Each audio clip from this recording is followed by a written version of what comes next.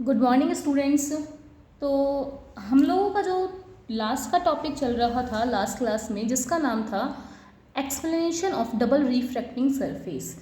हम अब तक की क्लास में द्वि अपवर्तन के सिद्धांत की व्याख्या कर रहे थे, जिसके हमारे 2 पॉइंट्स लास्ट क्लासेस में ख़त्म हो चुके हैं और आज की क्लास का ये वाला 3rd पॉइंट है, राइट। इसके अंदर हमारा जो फर्स्ट पॉइंट था, जिसमें हमने बात की थी कि अगर प्रकाशिक अक्ष और द्विअपवर्ती पृष्ठ एक दूसरे के समांतर होते हैं, इसका मतलब अगर ऑप्टिक एक्सिस और रिफ्रैक्टिव सरफेस जो हैं वो एक दूसरे के पैरेलल होते हैं। तो ये हमारी फर्स्ट वाली क्लास थी, फर्स्ट का था इसमें पॉइंट। सेकंड हमने इसके बाद पढ़ा था कि अगर प्रकाशिक अक्ष द्विअपवर्ती पृष्ठ के लंबवत होता है, यानी कि अगर हम बात करते हैं कि ऑप्टिक एक्सिस जो है वो डबल रिफ्रैक्टिव सरफेस के परपेंडिकुलर की बात चल रही थी, ठीक है। अब देखिए, अगर एक तो बात की थी हमने पिछली लास्ट की क्लास में, एक तो हमने बात की थी पैरेलल के लिए और दूसरी हमने बात की थी किसके लिए, परपेंडिकुलर के लिए। Now third point is that कि अगर ये सपोज कीजिए ऑप्टिक एक्सिस है, आपका जो प्रकाशिक अक्ष है वो रिफ्रैक्टिंग सरफेस के किसी भी एंगल में उपस्थित होता है, एंगल में प्रेजेंस होता है, राइट। तो देखिए, अगर सेम ही पॉइंट है हमारा इसके अंदर, मैं फर्स्ट पॉइंट ले लेती हूँ इसका, तिर्यक आपतन। तिर्यक आपतन को इंग्लिश में हम कहते हैं ऑब्लिक्यू इंसिडेंस। अब देखिए, तिर्यक आपतन आपको मालूम है ये किससे रिप्रेजेंट होता है। सबसे पहले कि अगर मैंने कोई भी एक्स वाई द्विअपवर्ती पृष्ठ ले लिया है, ठीक है, यानी कि एक्स वाई कोई भी डबल रिफ्रैक्टिंग सरफेस ले ली, ये रहा आपका द्विअपवर्ती पृष्ठ, ठीक है। और फिर मैंने कहा है कि प्रकाशिक अक्ष इसके साथ में किसी एंगल में है। मैंने एक ऑप्टिक एक्सिस ले ली है एक्स वाई और मैंने कोई एक क्रिस्टल का, कैल्साइट क्रिस्टल का एक अपर सरफेस ले लिया है और जो उसका ऑप्टिक एक्सिस है वो फर्स्ट क्लास में हमारा पैरेलल था, सेकंड में हमारा परपेंडिकुलर था और थर्ड में मैंने कहा ये अगर इसके साथ में किसी एंगल पे है, ये हो गया एंगल। ये देखिए, ये क्या है, क्रिस्टल का अपर सरफेस और ये क्या है, आपकी ऑप्टिक एक्सिस है, ठीक है। और हमें मालूम है कि कोई भी जब लाइट आती है तो वो एक दो तरीके से आती है, इस तरीके से आ रही होती है, ठीक है। और ये अगर लाइट आई है, मैंने यहाँ ले लिया, अगर लाइट नॉर्मल आती है तो इस तरीके से आएगी और इस वाले को नाम दे दिया, ये क्या है, ऑप्टिक एक्सिस है। जो प्रकाशिक अक्ष किसके साथ में कोई एंगल बना रहा है, क्रिस्टल एक्सिस के साथ में, ठीक है। अब देखिए, हमारा फर्स्ट जो पॉइंट है बच्चों, पहले मैंने आपको ये समझाया कि इसका मतलब क्या है, इस वर्ड का मतलब क्या है कि द्विअपवर्ती पृष्ठ किसी के प्रकाशिक अक्ष के साथ किसी कोण पर झुका हुआ होता है, यानी कि ऑप्टिक एक्सिस जो है वो किसी रिफ्रैक्टिंग सरफेस के साथ किसी एंगल पे होती है। तो इसका मतलब ये हो गया कि ये आपका क्रिस्टल का एक्सिस और ये आपकी क्या हो चुकी है, इस तरीके से ऑप्टिक एक्सिस, ये दोनों एक दूसरे के साथ किसी कोण पर हैं, किसी एंगल पे हैं, ठीक है।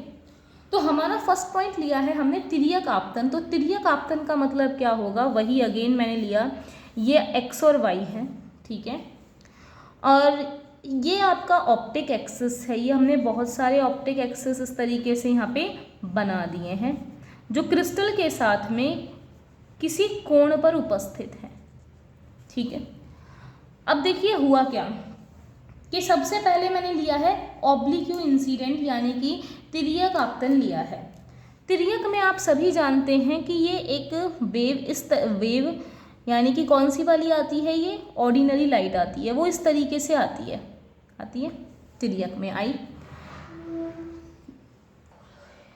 तो इस लाइट के ये 2 पॉइंट्स बना दिए हमने लास्ट क्लास की तरह, बिल्कुल 2 क्लास में जैसा सेम चला था सेम इसमें चलना है, ए और बी।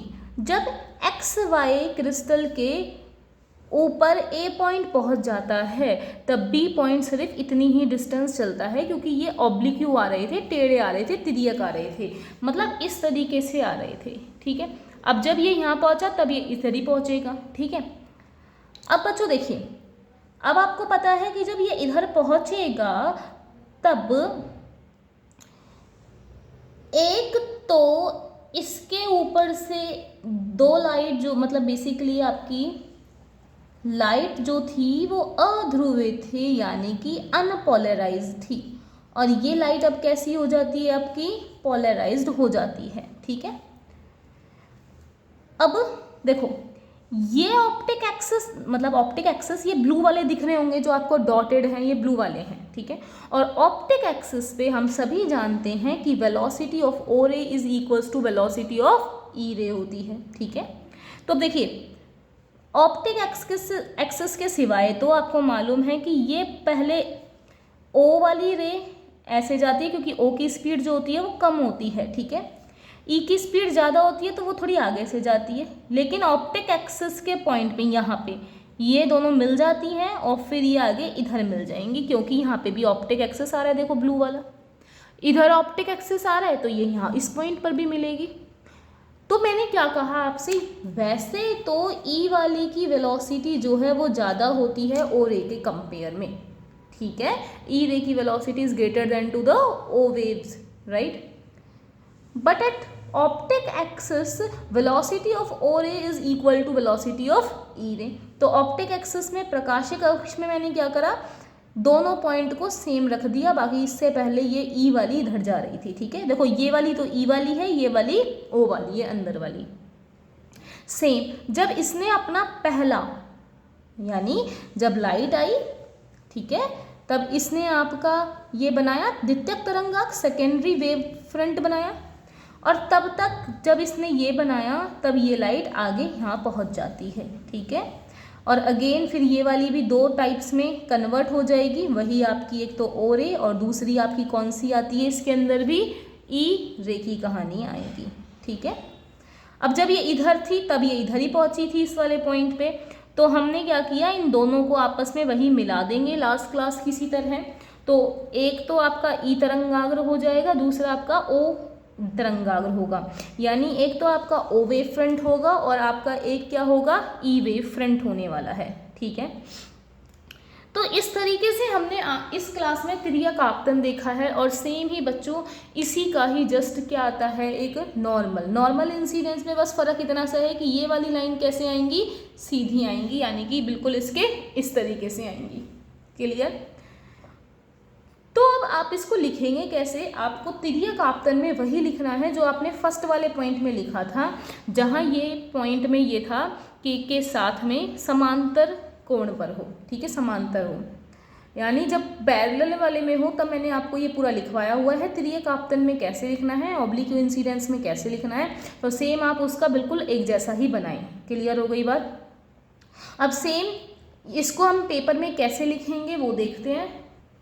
तो पेपर में आप इस तरीके से लिखेंगे, पॉइंट नंबर 3 ये मैंने आपको बता ही दिया है, तिर्यक आपतन जो है वो ये रहा। ठीक है, इस वाले बॉक्स के अंदर हमने जो बना रखा है वो सिर्फ बता रखा है कि क्रिस्टल ये है और ऑप्टिक एक्सिस पे ये इस तरीके से एक कोण पर उपस्थित होता है, ये डायग्राम है। ठीक है, मेन तिर्यक आपतन यानी ऑब्लिक इंसिडेंस, ऑब्लिक इंसिडेंस में हम सभी जानते हैं कि जो ए बी तरंगाग्र है वो इस तरीके से आता है, ऑब्लिक आता है, और उसके बाद वो दो भागों में बढ़ जाता है, ये बढ़ चुका है, फिर ये ओ तरंगाग्र और ई तरंगाग्र बना लेंगे। ठीक है, तो इस तरीके से बच्चों ये आपका हुआ तिर्यक आपतन का। सेम आपको बात करनी है किसकी, अभिलंब आपतन की। अब तिर्यक आपतन में आप जो लिखेंगे ना, थ्योरेटिकल लिखेंगे, वो आप सेम लिखेंगे जो आपको तीनों पॉइंट में एक जैसे लिखवाने हैं। लास्ट की फर्स्ट क्लास में मैं आपको ये बता चुकी थी कि लिखने कैसे हैं। और इसके बाद आपका इसी में ही जो सेकंड पॉइंट आएगा जिसका नाम है अभिलंब आपतन। अभिलंब आपतन आप जानते हैं नॉर्मल इंसिडेंस, टॉपिक वही है सेम। नॉर्मल में आपको पता है कि ये तरंगाग्र, ये वेव फ्रंट बिल्कुल स्ट्रेट में आता है। तो ये ए बी लाइन आई मेरे पास में, एक्स वाई पर आई, ये वही मेरे पास में वापस से क्या है बच्चों, ऑप्टिक एक्सिस है। अब ये जब आई दो भागों में ये टूट गई इस पर, और जब दो भागों में टूटने के बाद में हम सभी जानते हैं कि एक तो ये ओ तरंगाग्र बनाएगी, एक ई तरंगाग्र बनाएगी। ये देखो यहाँ पे मिल रही है एक दूसरे को, यहाँ पे क्यों मिली है, यहाँ पे क्यों मिली है, क्योंकि ये ऑप्टिक एक्सिस पे वेलोसिटी जो है ओ की और ई रेज की कैसी होती है, सेम होती है। अब यहाँ से आपको थोड़ा सा बस इनको रिमेंबर रखना है कि यहाँ पे ये इससे सीधी वाली तो ओ रेज निकलती है और इससे ये वाली जो निकलती है वो ई रेज निकलती है, ठीक है। तो आपका ये टॉपिक क्लियर होता है अभिलंब और तिर्यक आयतन दोनों का। तो आज की क्लास में हमारा ऋणात्मक क्रिस्टल को लेकर, ऋणात्मक क्रिस्टल यानी नेगेटिव क्रिस्टल को लेकर, नेगेटिव का जो एग्जाम्पल था वो हमारा कैल्साइट क्रिस्टल था। तो कैल्साइट क्रिस्टल के अंदर आपके 3 पॉइंट कंप्लीट हो चुके हैं। जब ऑप्टिक एक्सिस जो है वो क्रिस्टल एक्सिस के परपेंडिकुलर हो, पैरेलल हो और किसी एंगल के साथ हो, राइट। आपकी नेक्स्ट क्लास के अंदर जो टॉपिक आएगा वो इससे रिलेटेड नहीं होगा, ये आपका टॉपिक इधर ही फिनिश होता है। Thank you.